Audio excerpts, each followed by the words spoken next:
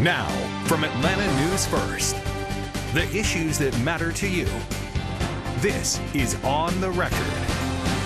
And this week, growing concerns at immigration facilities across the U.S. An ICE detainee fatally shot, 2 others injured in Dallas, Texas. The FBI calling this a targeted attack. I'm Rick Folbaum. And I'm Doug Reardon. Welcome to our show this weekend. Officials say that a shooter with a rifle opened fire from a nearby roof onto a U.S. Immigration and Customs Enforcement location, killing 1 detainee and wounding 2 others in a transport van before taking his own life.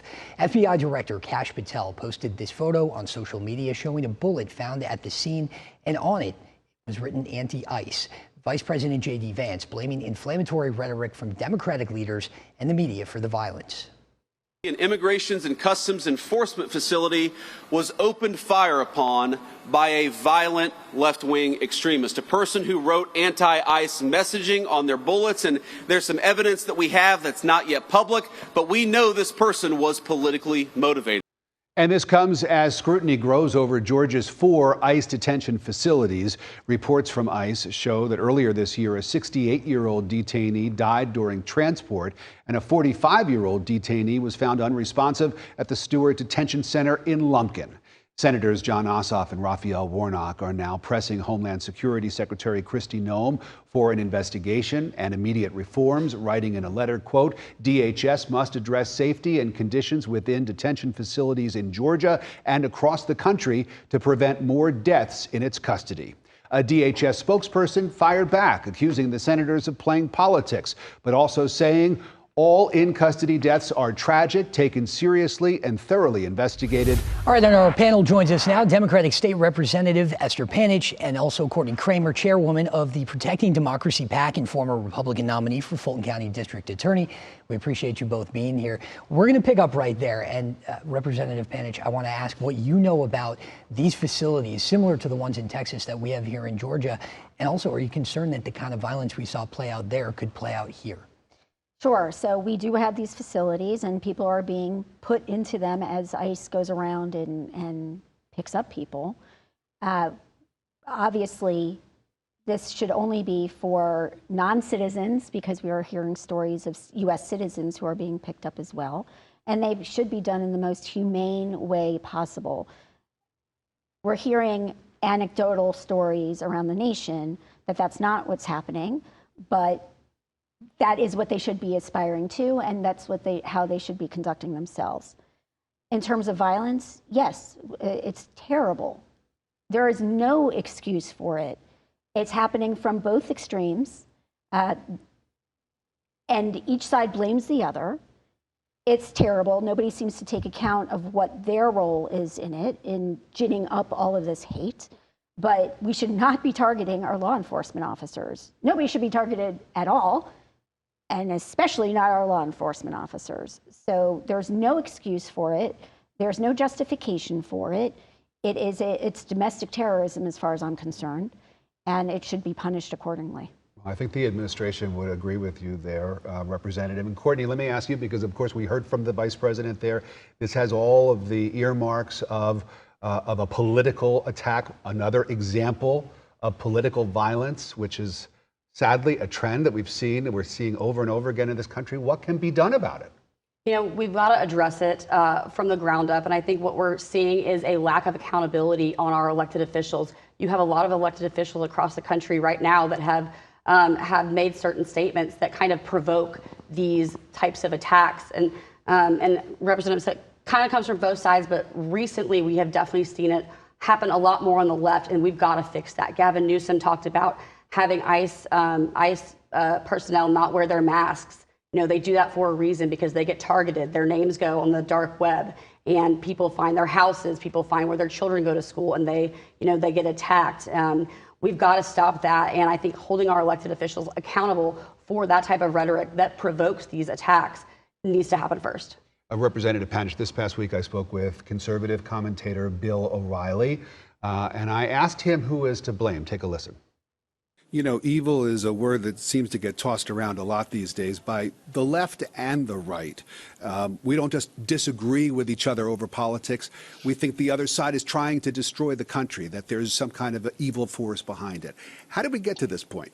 Well, Trump is the driver of that train because he's so outlandish and outspoken that he confronts his opposition in very personal ways. And then the people who like the president, they go along with that. And the people who don't like him, they want to hurt him. So it's the perfect formula for political hatred. He says the president is really to blame. Is he right? So nobody's to blame for violence except the person who is conducting the violence. However, certainly the president, as the leader of our country, should be setting a tone that people should aspire to be like. And this president doesn't do that. And Courtney, do you think that this healing, if you will, from all this starts with President Trump? And how do you think he's been doing as far as the job of bringing people together in the wake of all this political violence? So I want to first address just O'Reilly's comments about, kind of blaming this on Trump. Let's be honest here. Political violence happened before President Trump, and it's going to continue after President Trump. He's not the one that's starting this. And I think that we've seen as of late, especially, that he is definitely making sure that he is condemning political violence on both sides. And then I think that to blame one person on this is just a little ridiculous, because he is doing everything he can right now to condemn everything that's going on and to also keep our country safe. I would like to know when President Trump has condemned political violence from the right. I would love to see an example, because nothing comes to mind. So he's very quick to condemn it from the left, as everybody should, but I haven't heard him condemn it from the right, and that's what we need. We can't just be cherry picking the ones who our perceived enemies are and condemn them, but not look on the same. I'm the only Jewish representative. I see hate from both sides. I get hate from both sides. I've been targeted in my home with hate from both sides. So well, actually, that's not true. I've been targeted in my home from hate on the right, but I get lots of hate from the left. It just hasn't been at my home, at least not yet. So we all need to take a step back and realize who is inflaming the rhetoric, and our leaders, especially at the top, have an extra responsibility to tone it down. Well, I covered a lot of ground with Bill O'Reilly. You can download the free Atlanta News First app to watch our full conversation and learn about his brand new book called Confronting Evil. Still ahead on the record, Secretary of State Brad Raffensperger lays out his vision for Georgia as he enters the race for governor. Welcome back. This week, one of Georgia's newest candidates for governor is trying to separate himself from the pack. Secretary of State Brad Raffensperger became somewhat of a household name in the aftermath of the 2020 election when he butted heads with Donald Trump. And of course, there was that now infamous phone call where the president wanted help finding votes needed to overturn the results of the 2020 election here in our state. But he's now trying to put the past behind him as he runs for governor, pointing to his common positions with Trump. He laid out his vision when we sat down with him on the record. Secretary Raffensperger, thanks for joining us on the record this week. My pleasure. A lot of people speculated that you would eventually join this race for governor. What made you decide to want to get in? Because I'm the best candidate to make sure that we keep Georgia affordable and also safe. You'll have to, of course, to do all that, get in office first, and you'll have to clear the primary field first as well. There is a piece of the Republican base in Georgia that is still very torn on you as a candidate. They didn't think that you did enough to investigate fraud in the 2020 election. Delegates of the most recent state GOP convention adopted a largely symbolic resolution that called you repugnant to the GOP brand. And so how do you get past that with voters? Let's be clear about this. I am a conservative Republican. Always have been, always will be. And as I run for governor, people understand that my policies are good policies because it's really empowering people for economic opportunity. Donald Trump quite literally asked you to find votes to help him overturn that election, and you said no. If you're elected, after all you've been through with him, do you think that you could work with Donald Trump? Do you think that he could work with you as governor? Make no mistake about this one either. Harris would have been a disaster. And if you look at what President Trump did without changing any laws, he has shut the border down. And that means he's stopped all the criminal aliens from coming into the United States. But also his focus now is creating great paying jobs for all Americans. My focus is creating great paying jobs for all Georgians. What about eliminating the state income tax? Some of your opponents have already proposed that. Yeah, I definitely believe that we need to eliminate the state income tax. Some people said it's going to take them 10 years. We could do it in 4. But the most important thing is taking a hard look at that property tax number, because you actually pay more money for your school tax and your homestead tax than you ever do in state income tax. I want to know more about your plan for capping property taxes on seniors. I think we need to just cap it right now, no more increases, because if you look at what happens, they keep on assessing up and they're not doing rollbacks. If you are elected, you'll inherit a very large multi-billion-dollar surplus in the state of Georgia. Do you have any ideas for how you'd like to use it? I think there's a lot of things we can do, but also I believe in saving money for a rainy day. And I believe that government should do more with less. You talk about in your first campaign ad for governor about banning gender-affirming care, eliminating what you call woke school curriculums. Just common sense. Biological males should not be playing in female sports. But also, I think a lot of schools have been spending so much time, just kind of spending time on DEI when they should have been spending money on the ABCs. And the ABCs are reading and writing and arithmetic. You've also been very open about the loss of your son, Brenton, who died of a fentanyl overdose in 2018. How does that shape your outlook on the nation's fentanyl issue? We need to have treatment programs that are effective treatment programs.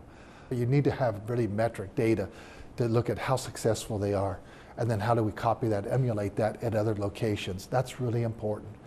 But then anyone that's dealing in drugs, dealers, they need to be dealt with harshly, because they're really basically dealing in death. And we lost our son. And that's why securing the border is a good thing. I was going to ask you, do you see this also as an immigration issue?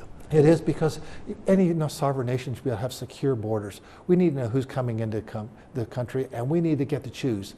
Are they going to be a good, hard-working, law-abiding, future citizen? That's what we need to be looking for. Are they going to really add to what we have, or are they just going to be a drag on us, or bring crime and other, things that we just don't want to have here? As Secretary of State, you'll be overseeing the election that you are currently running in. Do you see any conflict there? So the counties run the elections. There's no conflict there. They said that about our current governor, too, when he was Secretary of State, and there was no question about that. All right, Secretary Raffensperger, thanks for joining us on The Record this week. My pleasure. And you can listen to my full interview with Secretary of State Brad Raffensperger right now. Just subscribe to the On the Record podcast from Atlanta News First. And we're back with our panel. Okay, Courtney, so where does Secretary Raffensperger fit in this GOP field? Well, this was a really big shakeup in the GOP governor's race. You have Burt Jones and you have Chris Carr, and then now you have Brad, and he's coming in and he's going to split the vote, with the people who would vote for Chris Carr. And you also, between Burt and Brad, you have a MAGA Republican and you have a more traditional Republican. But at the end of the day, Georgians and Republican Georgians want who will do the best they can for the state of Georgia. They want somebody who can create jobs and cut costs. And I think that with Brad, he has a track record of doing that, despite what people think about what happened or what he did or didn't do in the 2020 election. And a lot of Republicans have to remember, because I see this and I have these conversations every day, you have a lot of Republicans that don't want Brad to run or win, or they have 2020 in their heads. That's why, because of 2020. Correct, exactly. And you have to remember what he did in 2022 and the midterm elections there. He came into a field against Jody Hice and David Belle-Isle, and he beat both of them in the Republican primary without a runoff. He has statewide popularity, and he has a very broad base of supporters. I think that the Democrats are going to have a hard time beating him if he is the nominee for the Republicans. I think it's going to be a very interesting race. But he has shown in the past that he can raise money and he can appeal to that broad base that we have in Georgia. Yeah, and I think he got himself back on track with the Republicans after House Bill 202 passed. I know you were there for that. But, again, a lot of Democrats were very much on his side for how the way 2020 played out. Do you think that could help him in a general election where there's some maybe independents or more moderate Democrats that could end up voting for him instead? Yes. I think he could absolutely appeal to independents and to very moderate Democrats. I guess it also depends on what the primary issues are at that time, because if abortion is an issue, right to choose, or any other Democratic position, then it won't help him, because he's still very much a conservative on those issues. So while I like him, I think he did a great job for the state in 2020. He took a lot of grief for a long time, and he stood firm throughout. So I appreciate what he did. Politically, though, I'm very different. So I would have to see who the Democratic nominee is. It will be very interesting if it is Jeff Duncan versus Brad Raffensperger. But we're not there yet. I have actually endorsed Jason Estevez, so I'm hoping that Jason wins. But at the end of the day, we'll see who is standing. And that race could look different in so many ways. You could have Burt Jones and Keisha Lance Bottoms. You could have any combination of these people, or Chris Carr, and Jason Estevez. So it's going to be the dynamic of who is opposing each other that I think will determine how many votes, if it's Raffensperger, how many votes he'll peel off. All right. Well, thank you both. We appreciate your time and your insight. And of course, Atlanta News First is your election authority. You can scan the code on your screen right there to download our free app and get up-to-the-minute notifications from the campaign trail sent directly to your phone. And still ahead on the record, how bills become law. A Georgia woman taking her lifelong health battle to Capitol Hill. On the record right now, a Georgia woman working to push the legislative process forward in Washington. She is fighting for a bill in Congress that, if passed, would have a major impact on people like her living with genetic abnormalities, conditions they were born with that can lead to emotional and financial hardship their entire lives. I traveled to Athens, Georgia, to meet a very special woman who is doing everything she can to get this bill passed. Teresa Bridges knows how to stand up for herself. It is a lifelong journey. Born with a cleft lip and palate, she's gotten very familiar with doctors, discomfort, surgeries, and insurance claims. I have problems with my teeth. I have partials. Partial dentures, The bone is not strong enough to support, and as you get older, your teeth fall out. Teresa has problems with her breathing, her hearing, even with eating. The surgical fixes she had in early childhood have not protected her into adulthood. As you get older, all the plastic surgery you had in the past, your nose starts to shift, or your chin starts to shift. Those things that I had surgery on before. For Teresa and other cleft lip and palate affected patients, the need for extensive surgeries and dental work follow them their whole lives. But too often, insurance companies refuse to cover the costs, which can add up to hundreds of thousands of dollars. They said it was cosmetic. And they didn't want to cover something that was just cosmetic. Right, and that's a lot of the issue that cleft lip and palate patients face, is that they think it's cosmetic when it's not. Congress is considering a bill right now called ELSA, or the Ensuring Lasting Smiles Act. And a lot of patients with cleft lip and palate are being denied every day, and they don't know what to do. If passed, ELSA would force insurance companies to cover costs for people like Teresa. But right now, the bill does not have enough votes. Teresa and her husband Henry have made trips to Washington to lobby Georgia lawmakers and their staffs. They all basically say the same thing, well, we want you to get health care and I will pass this along. The only one that has been really firm in it is Senator Warnock, and we appreciate him. Senator Warnock told Atlanta News First that no one should have to forego necessary medical care for birth defects simply because of cost, even for families with health insurance. He says he's proud to work across the aisle to provide a common-sense solution to an issue that has a devastating impact on the health of so many children. Teresa's planning another trip this November. It's really a fun day, but it's also stressful because you're hoping to get that bill passed so that people like me, kids before me, won't have to suffer like we did. The National Trade Association representing the health insurance industry told us in a statement, quote, health plans work to connect patients with safe, clinically appropriate care and welcome opportunities to work with policymakers to address gaps in care adequately and precisely while promoting affordability for customers and sustainability within our healthcare system. And it sounds like at least Senator Warnock is taking this seriously. Have they tried this? Have any groups in particular tried this before? Or is this a pretty novel concept? It has been tried, not successfully. There is also the Affordable Care Act, which eliminated all caps, right. And so this part of this falls under that. But this is really something that would help so many people like Teresa who are dealing with this. And there's an organization called Smile Train as well that is really pushing this forward in Washington. And so we'll keep you posted on her story and on the future of this bill. And it's such a great concept, too, because we know these people certainly need it. And, of course, you can follow along with us all week long. Subscribe to the On the Record podcast to get political updates right in the palm of your hand. And that's our show for this week. Thanks to our panel, State Representative Esther Panich and Courtney Kramer. And of course, as always, thank you for watching. We'll see you here next Sunday.